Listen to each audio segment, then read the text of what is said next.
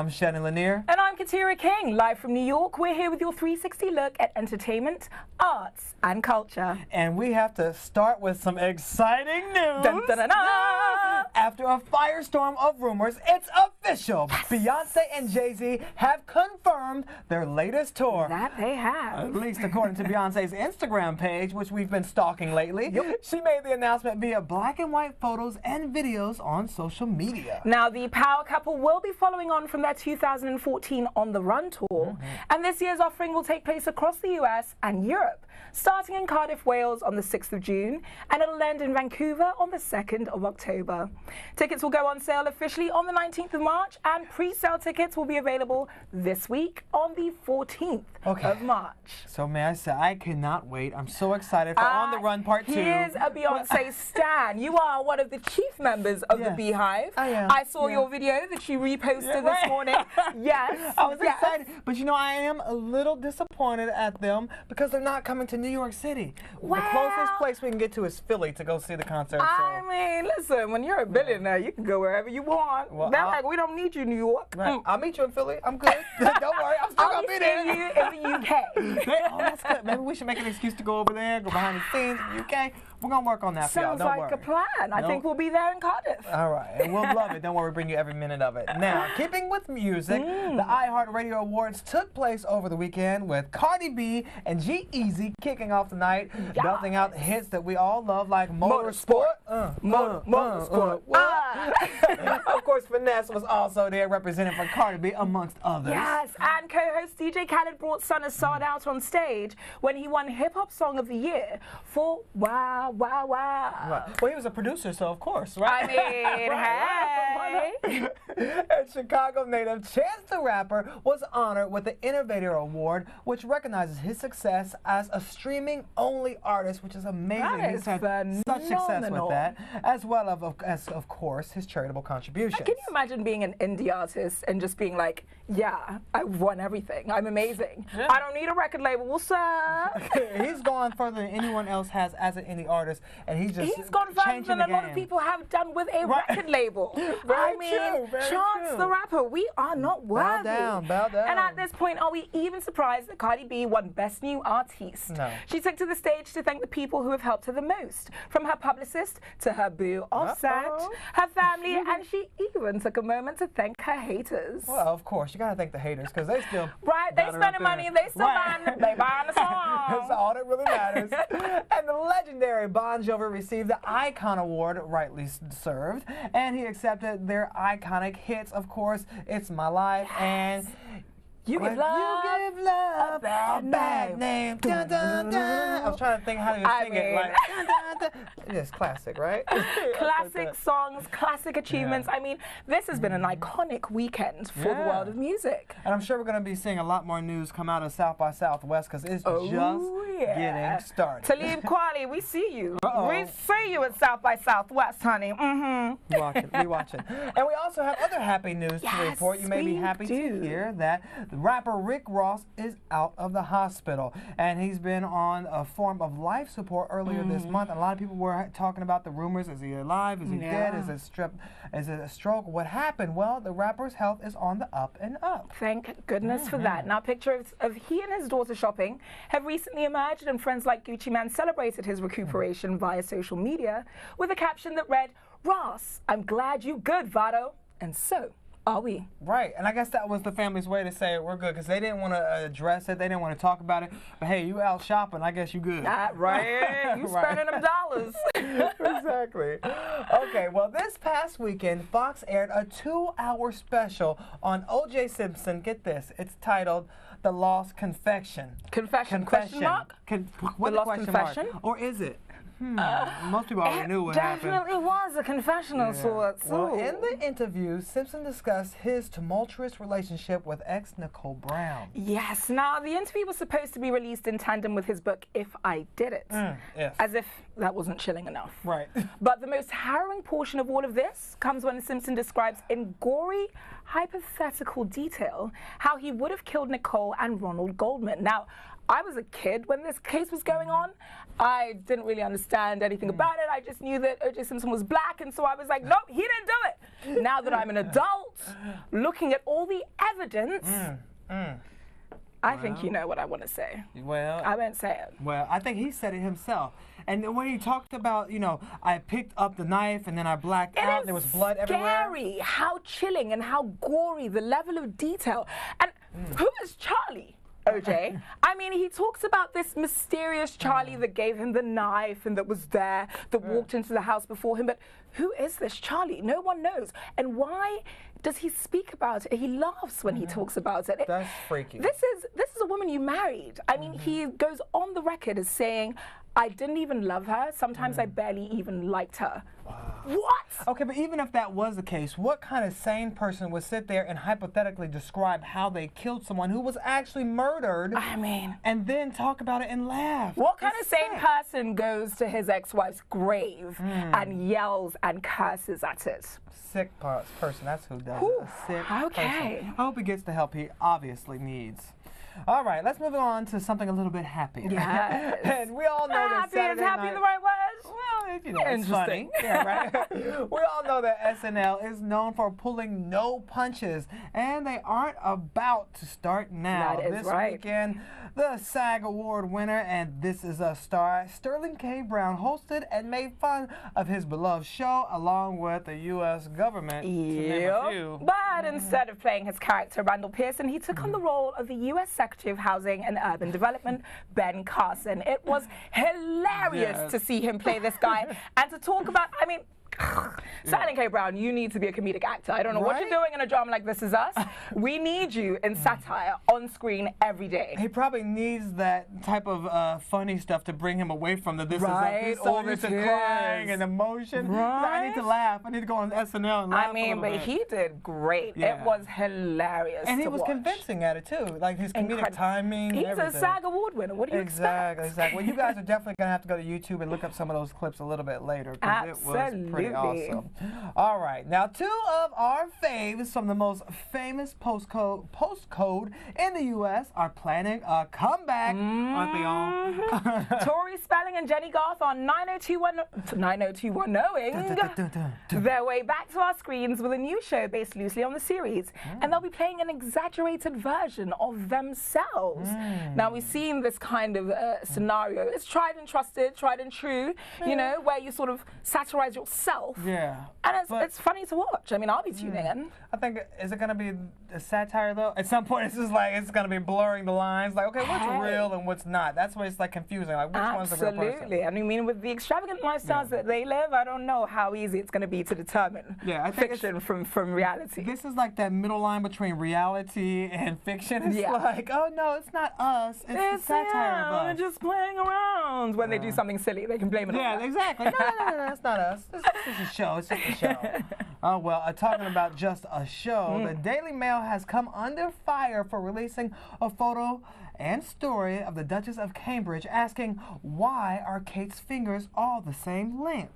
Clickbait, if we ever heard of it. Yeah. Now, the photo that accompanied the article clearly showed Kate's digits all being normal length.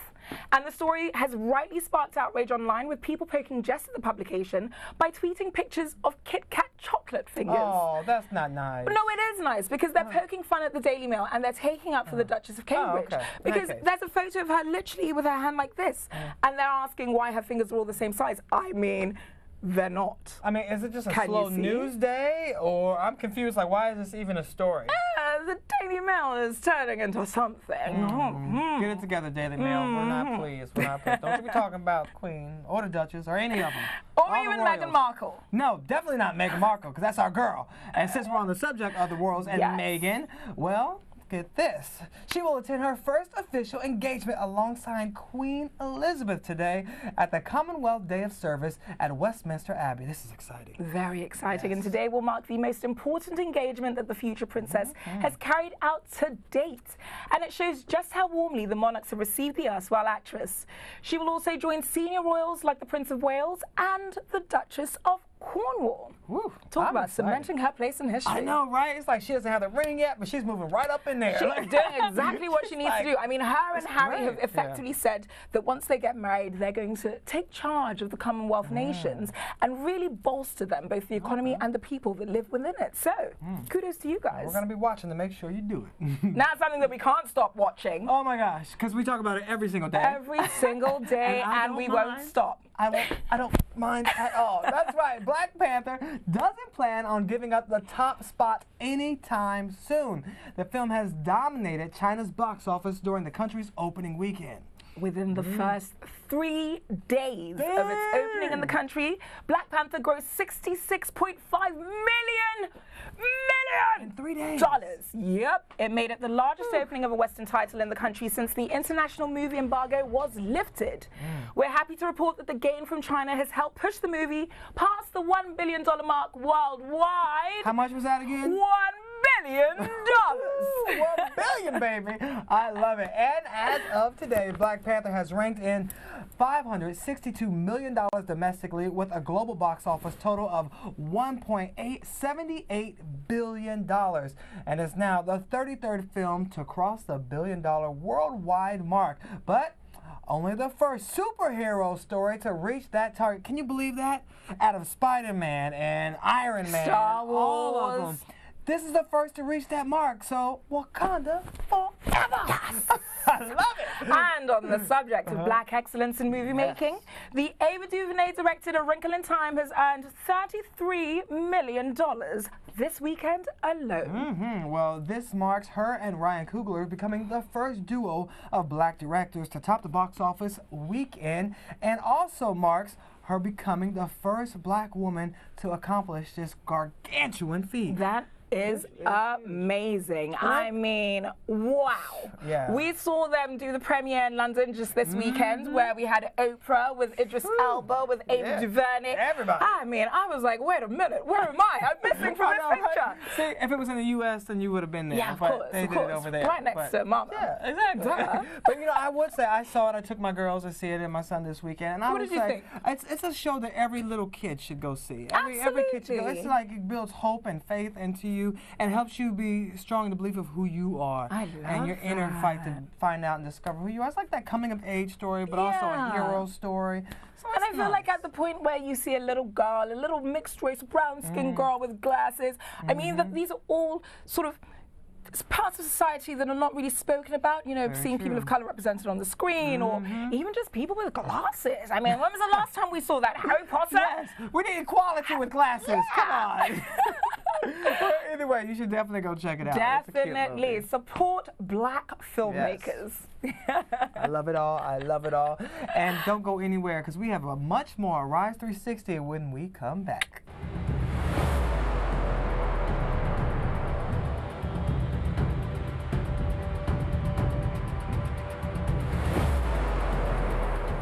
Welcome back to Rise 360, walking in confidence, faith, and perseverance. Our next guest is using her voice to transform the lives of others. That is right. She's empowering the masses through her organization, Endless Voice Productions, and has stopped by to grace the Rise 360 studio. Please welcome Sheryl Hatwood. Hello. How are you, Sheryl? I'm fine, thank you. So nice to have you join us here today. It's great to be here. Yeah, and I love what we were talking about, your organization, Endless Voice, and everything you guys are doing. Why was it important for you to start this organization? Well, I believe that a lot of people have issues that they silence, and the voice is very important to portray what is personal to someone. And endless, the voice is endless in how it's portrayed. A voice can be how you draw, how you dance, how you sing. So it's an endless interpretation of voice, so hence the name Endless Voice. Yeah. And your past deals with some really hard-hitting things like molestation and domestic violence. When did you reach your breaking point? I think I had many breaking points, and it's just when did I have a realization? I think that what I was doing wasn't working, and I had to find another avenue of, or there's something greater than myself that was always instilled in me, but I never pursued. And I think once I reached that realization, that was my breaking point. There was just so much negativity and so much I had the wrong people around me. I was making bad choices, and you know, the common denominator to all situations was myself. So it couldn't be. It couldn't be the outward external circumstances. That's when you have to start looking and say, well, there's got to be something that I'm not doing right. There's something I can change in myself. Well, I mean, it got so bad at one point after losing your boyfriend, becoming a single mother, that you actually attempted suicide. I sure did. Talk to us about that, and you know, how you overcame that so you wouldn't do it again. Well, I have a strong family support, and the suicide was because I was at the end of myself.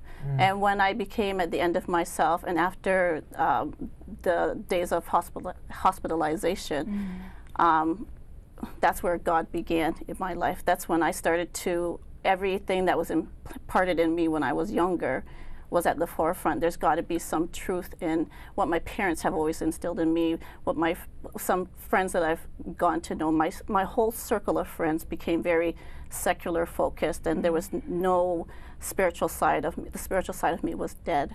So that had to be revived, and that's when I started to realize and see who I really was as a person. And when that happens, that's when the change can begin. Yeah. And you've spoken about your spirituality a few times. How important would you say having a strong spiritual background is when life hands you lemons, so to speak? Very important. It's very important because you have to believe in something greater than yourself. Yeah. If you don't, then I think you're falsely living. And I call the higher being God, and he has worked wonders in my life. I've let go and allowed him to, you know, work through, see who I am, and I understand that there's God in every one of us. And when I understood that, I knew that since God is in me, I have greatness in me, and I can turn my life around. He's given me all the tools. I just have to access. Yeah. Now, I don't want to skip over this too quickly, because there may be other people out there going through the same situation that you once went through, where they're, you know, contemplating suicide, where they're going through domestic violence situations. What are the steps, besides, you know, finding that spirituality, what are the steps to getting to the other side and pulling yourself out of that dark valley to even want to get help? Well, the healing process is probably different for most, but I think that you have to surround yourself with the right people for once. You have to decide that you want to change and change. I did not go through a special program for like drug abuse. I didn't go to suicide help. I didn't do anything. My key purpose was to find somewhere to ground myself, and my grounding was in the Word of God, and my grounding was in, you know, my parents reinforcing that, you know, I am worth something, and I had to, because I was just beaten down. I was, you know, you've forgotten that you were worth something. I forgot I was worth something. So once I came to that, because once you realize who you are, you can then start to achieve things. And I was just emptied. So I think you need some time to reflect on your journey, where you've been, what could you have done differently, and how you need a really good support group around you, whether it be your family, friends, a professional group, whatever, but you have to make the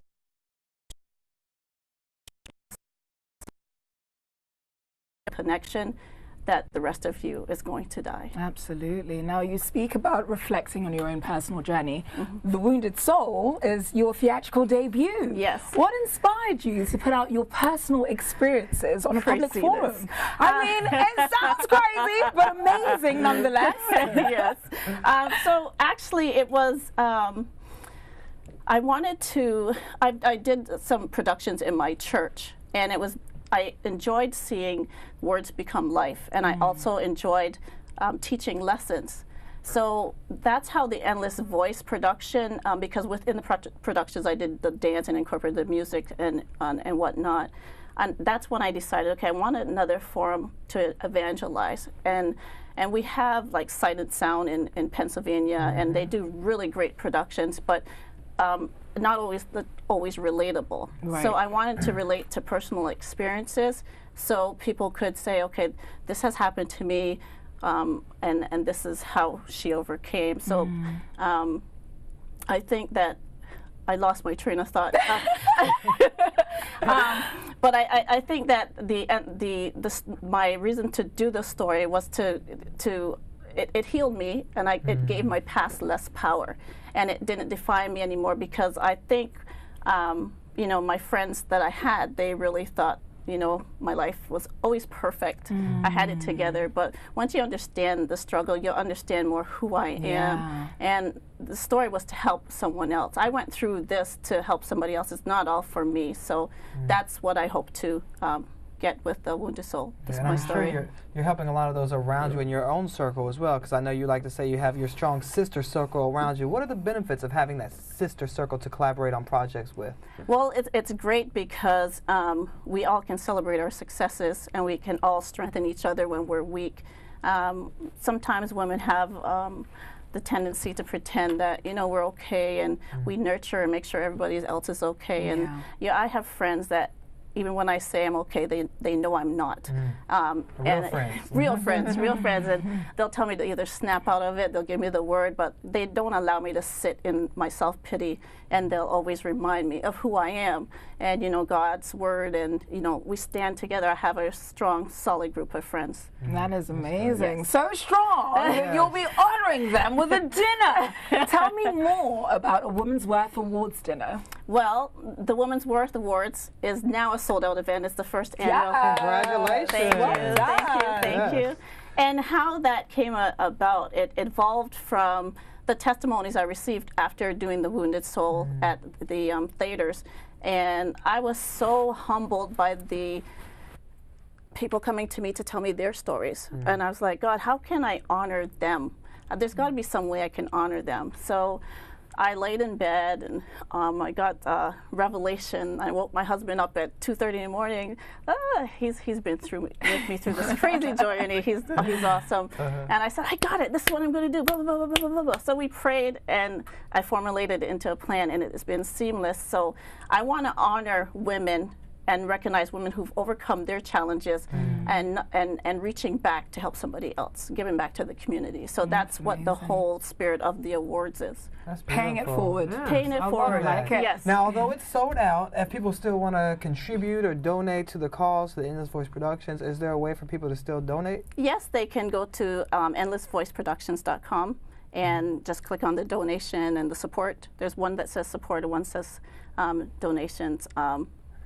Because I have two different sites, so one for the Women's Awards and one for Endless, but either one will support that cause. Amazing. Thank you so much for joining us and sharing your inspirational story. You are a beacon of light. Thank you for having me. I make those appreciate it. lemons into lemonade. That's right. That's right. I love it. All right, Beyonce stan. And we have a lot more still to come on Arise Entertainment 360. Stick around.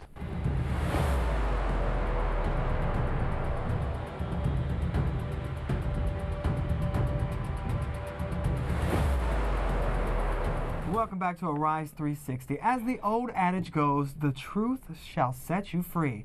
Well, there's a new play that's allowing the actors and audience to live those words. Yes, and here with more on the groundbreaking play, Hear Word, Naija Woman Talk True, is its producer-director Ifeoma Fafenwa and actress LaNier. Welcome to Arise 360. Thank you. Thank you. So nice to have you here with us. Yeah, and I'm hearing so many amazing things about this play that's really giving a voice to those who have been voiceless for so long. Yes. First, start off by telling us a little bit more about the production. Well, it's basically it's structured a bit like the Vagina Monologues. So it's a collection of stories based on true life experiences, performed by 10 Nigerian women, incredible women from Nollywood and TV, and they change into another 10 characters. So they're like 30 women on stage, but it's performed by 10. Wow. Now, we are talking about these exceptional women that are part of the production, and of course, LaNier, you are one of them. Thank you. Tell me about your character and some of the challenges that she faces. Well, my character is a 13-year-old girl who has been molested by a family member or a supposed family member, and well, playing that character for me was quite interesting because initially it was really, really hard for me to, you know, connect. But working with this woman is amazing, Mrs. F, as we fondly call her. Doing that character has helped me to be more aware of what's going on, as much as I have been, but there's so many things that I was oblivious to, there's so many things that I was very naive about, and I realized that these things really happen. So some of us actually as much as we think that so many crazy things are happening, we still sort of live in a little bubble. Oh, yeah. So we still find out more things that, like, oh, this is even crazier than, you know, we think is happening. So many molestation issues, female genital mutilation, there's the VVF, this is the disease in a lot of the young children in the north that are, you know, married out very early. Which I also play, which is also one of the characters that I play. And, you know, these things are real and they're still happening, which is what makes it really crazy. I mean, speaking about some of these things still happening, we were all aware when a certain Nigerian senator or minister wanted to marry an underage woman. Girl, let's think about what it really is. Is that one of the people that your characters was based on? Not exactly, but the play opened right when that was happening, and so it was topical for us.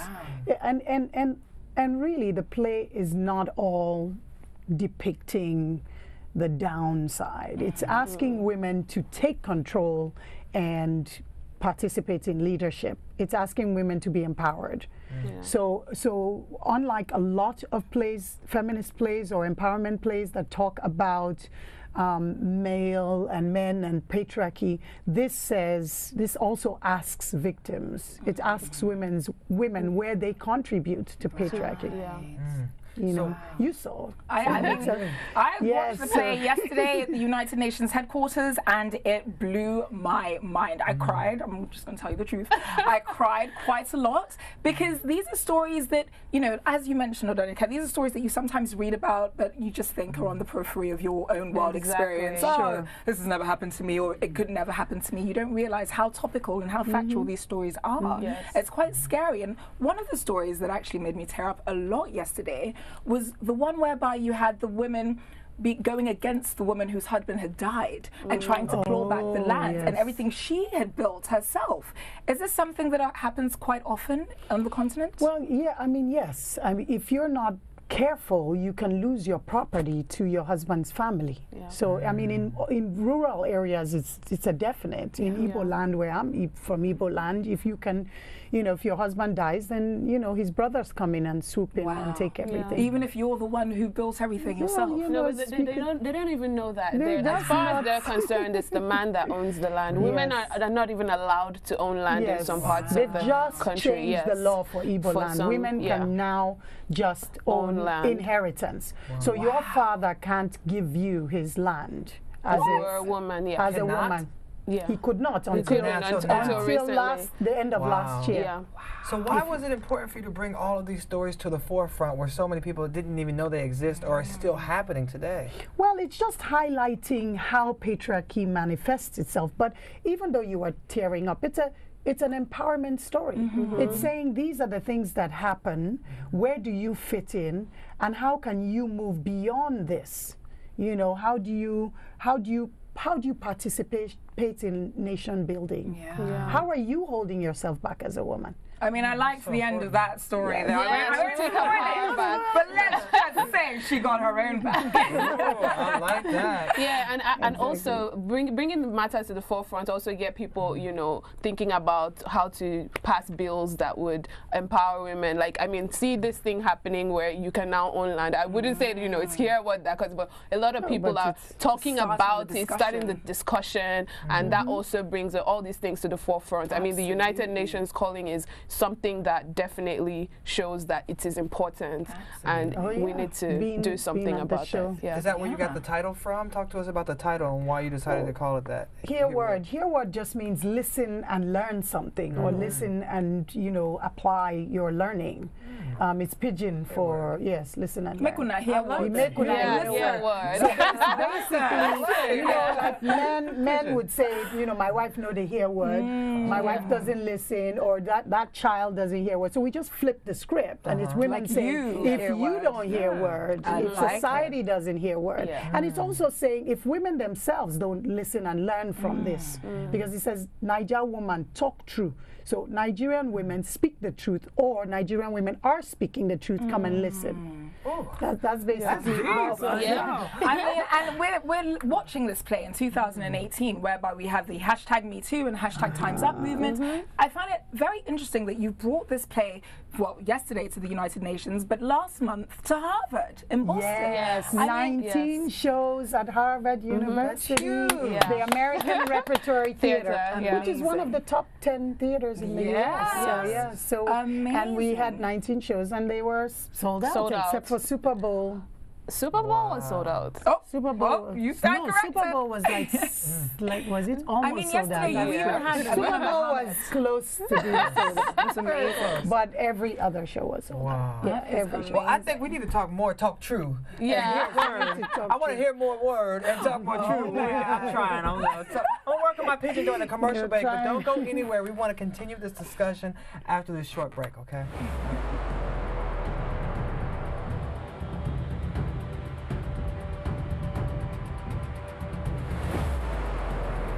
Welcome back to Arise Entertainment 360. Now, we are still joined by the amazing playwright and director Ifeoma Fafwa, and of course the talented Odenike from Hear Word. Ladies, thank you so much for staying with us. Now, my question is about gender parity. Being that we are currently in America, the land of the free, home of the brave, where you would think that the sexes are equal, but they're not. In as much as they're not in Nigeria. What do you make of gender parity and gender parity equality laws as they stand currently today? Well, laws, if we're talking about Nigeria, there are laws, and we have a fairly lawless society, so it doesn't really matter what laws you have. It's about culture, norms, and behavior, and beliefs. Tradition. Yeah, tradition. So you can have laws all day long, but what do you do in your home? You know, churches have more law in Nigeria. They have more power over our behavior than government. So do you see any hope of changing that mindset, that way of thinking, that culture, when people were saying it's been this way for thousands of years, just keep it going? What do we do to change that mindset? Well, we're trying to do, we're trying to use art. We're trying to use art because, you know, young people get a lot from reality TV, from social media, and you're not aware, but you're forming your belief system. So this is what inspired me to actually do this work, is to use art in a way that you're watching live for 90 minutes, you know, these issues being told, it's not even a TV, you're right in front of the performer.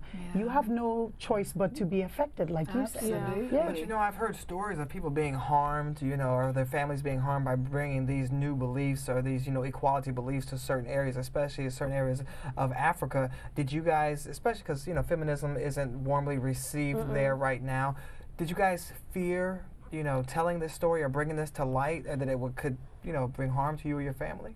No. Well, I mean, there were some times we wanted to, you know, the times we did like on the streets, and we wanted to do the play in certain areas, and we're thinking, are we sure we're ready to go here? I mean, there are parts you know, of there are parts of Nigeria you would be scared to. We would never go. Definitely. But we started the play in the city, in Lagos, cool old Lagos, and we're tough chicks. We weren't afraid physically. What was scary, I mean, or should I say, we weren't sure it would work. But we found that women just kept coming back and bringing their daughters and bringing their mothers and bringing their friends and then bringing their husbands. Like 10 times. So we realized, my goodness, some people have seen this show 10 times. It means it's working. Really? I mean, speaking of people who've seen it multiple times and are bringing it everywhere, let's talk about the United Nations. Amina Mohammed. Amazing. Okay, I would just like the record to show that I walked past her, the second in command of the United Nations, yesterday. She actually was the one that asked you guys to bring it to New York at the UN headquarters. She had seen it in Abuja. That's colossal. Wow. What does that make you feel like to have someone that important say, I've seen this has affected my life, and now I need people around me to see it also? It validates all the work we've done. We work very hard. And you know, we're from a place where the arts is not really supported. Yeah, I mean, it's hard to pull a play together in Nigeria. It's a lot of work. Absolutely. Yeah, gray hair. What do you hope that people will take away from this play, both in Nigeria and here in the U.S.? Well, for me, I think there's a lot of healing processes, like therapeutic for a lot of people. It validates some of the beliefs that some people have. A lot of my friends come to see the play and they're like, you know, I always felt this way. And, you know, and then seeing it right in front of you, it's like, yes, that's what I thought, you know. And, you know, when certain things are happening, you can't quite put your finger on why is this wrong, because you're from a culture that accepts it. Yeah. And then you see it right in front of you, and you're like, yes, that's it. It's wrong, you know. And then the things that are right, the things that you should do, the things you shouldn't do, it's just like validating things for you, telling you what is right and not right, you know, in terms of gender equality and such things. And things that they've been through good art as well. makes you question things. Exactly, your own Exactly. beliefs and everything. And I think that's one of the amazing things that it has done for a lot of women and a lot of people, actually, in Nigeria. Now, speaking of doing amazing things, Mrs. F, you are about to put on a play about the LGBTQIA community in Nigeria. Yes. Let's start with that is. Isn't that scary to you? That is so brave. Yes, well, With that's the law, so braver. brave. That's braver. But I mean, yes, that's braver, and or should I say that's definitely more scary. Yeah. So I think terrified. it would be changed from a play to a film. Can you explain why that's scary, why certain laws and things that can happen if people are found to be bisexual, homosexual, whatever? Well, I mean, it's not against the law in Nigeria to, you know, be in a leadership role as a woman. Okay. But it's against the law in Nigeria to be gay, or to be a member of LGBT, or even supported. You'll be put into jail for 14 years. It's 14 years for gay years. marriage, 10 years for being gay, and 10 years for being a part of a gathering.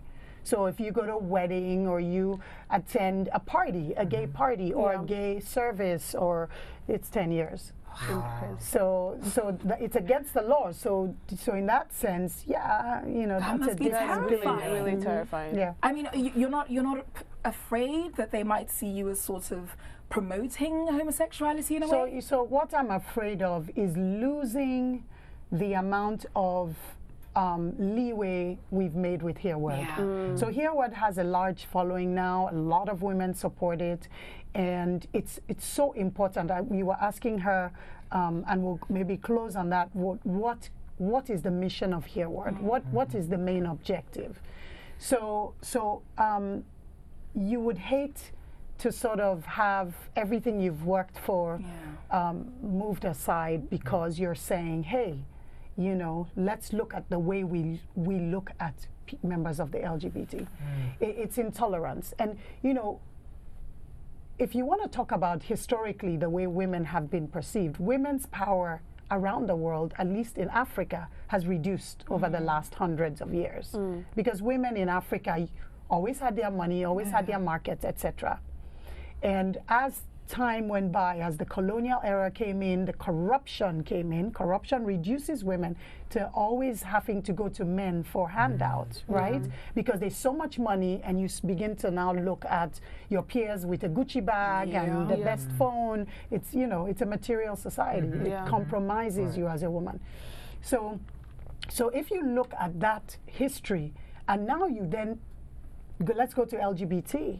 My belief is that in Africa, we always had people who were LGBT, and it was no big deal in a village. I was like, no mind that one now woman. You know, like, you know, somebody say, waiting they do that one, they say, no mind now woman. But if you chop in food, people Let's just translate that for our international community. She has effectively said that in the village, when you're talking, when we are looking at a gay man, I'm not saying that gay at all, that they'll say effectively, don't mind that one, but he's a woman. Yes, Which I mean funny, so it may seem like it's not accepted, but it's certainly not burn them at the stake. They're taking down the society, Sodom and Gomorrah, kill them, you know, hit them. In Nigeria now, people in my work, I didn't know this was happening, but in this recent work, I realized people were killing. You hear of it, but people are like knocking people out and killing them and beating them. You know, and of course it fits the law. Yeah, and nothing is going to be done. Share young people.